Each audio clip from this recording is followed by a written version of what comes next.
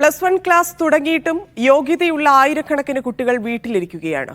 അവരുടെ പ്രതിനിധികളായ മുഹമ്മദ് ഷംസാദും അമീൻ മുബാരക്കും റയ്യ സമീറും media one സ്റ്റുഡിയോയിലെത്തി സങ്കടം പങ്കുവച്ചു. പഠനം തുടരാൻ ഇനി എന്തു ചെയ്യണമെന്ന ചോദ്യമാണ് ഇവർ വിദ്യാഭ്യാസ മന്ത്രിക്ക് മുമ്പിൽ വെക്കുന്നത്.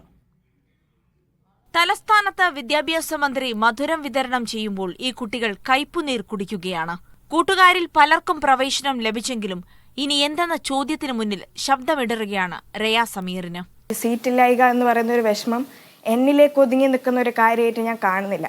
എൻ്റെ കുടുംബത്തിനായാലും എന്നെ പോലെയുള്ളവരുടെ കുടുംബക്കാർക്കും എന്നെ പോലെയുള്ള കുട്ടികൾക്കും ഏറെ സങ്കടപ്പെടുത്തുന്ന ഒരു കാര്യം തന്നെയാണിത്. SSLC എക്സാം എഴുതുന്ന സമയത്തോ റിസൾട്ട് വരുന്ന സമയത്തോ ഞാൻ അറിഞ്ഞില്ല, എന്നെ പോലെയുള്ളവരും അറിഞ്ഞില്ല ഇങ്ങനെ സീറ്റില്ലാത്തൊരു അവസ്ഥ വരുമെന്നുള്ളത്. അതുകൊണ്ട് തന്നെ ഇത് ഭയങ്കര ഒരു വിഷമമുള്ള കാര്യമായിട്ട് എനിക്ക് ഫീൽ ചെയ്യുന്നു. ഉറക്കം വിളിച്ചിരുന്ന് പഠിച്ചതിന്റെ വില അവഗണനയാണെന്നറിഞ്ഞതിന്റെ വേദനയുണ്ട് മുഹമ്മദ് ഷഹീദിന്. എക്സാമിന്റെ ടൈം എന്ന് പറഞ്ഞാൽ ഭയങ്കര ചൂടാണ്.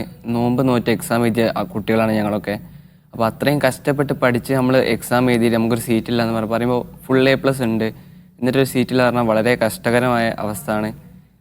എങ്ങനെങ്കിലും സപ്ലിമെന്ററിയിലെങ്കിലും ഒരു സീറ്റ് കിട്ടണം എന്നാണ് ആഗ്രഹം. ഉയർന്ന ഗ്രേഡ് നേടിയിട്ടും അൺഎയ്ഡഡ് സ്കൂളിലേക്ക് പോകേണ്ടി വന്ന ഗതികേടാണ് അമീൻ മുബാറക്കിന് പറയാനുണ്ടായിരുന്നത്. ഒപ്പം പഠിച്ച പോലൊക്കെ സ്കൂളിൽ പോകുമ്പോൾ നമുക്ക് സങ്കടമാണ്. ഇവിടെ ഇങ്ങനെ പെരിയിലിരിക്കാനല്ല വേറെ പരിപാടിയൊന്നുമില്ല. ഇനിയിപ്പോൾ വീട്ടുകാരെ ബുദ്ധിമുട്ടിപ്പിച്ചിട്ട് ഇപ്പോൾ അൺഎയ്ഡഡിലായിട്ട് ചേരണം എന്നൊക്കെ ഉദ്ദേശിക്കുന്നുണ്ട്. ഈ 3 പേരും മുഴുവൻ വിഷയത്തിലും A+ നേടിയവരാണ്. ഇഷ്ടവിഷയവും ഇഷ്ട സ്കൂളും നേടാനാകാതെ നിരാശരായവരുടെ പ്രതിനിധികൾ, മന്ത്രിയുടെ കണക്കിൽപ്പെടാത്തവർ. News desk, media one.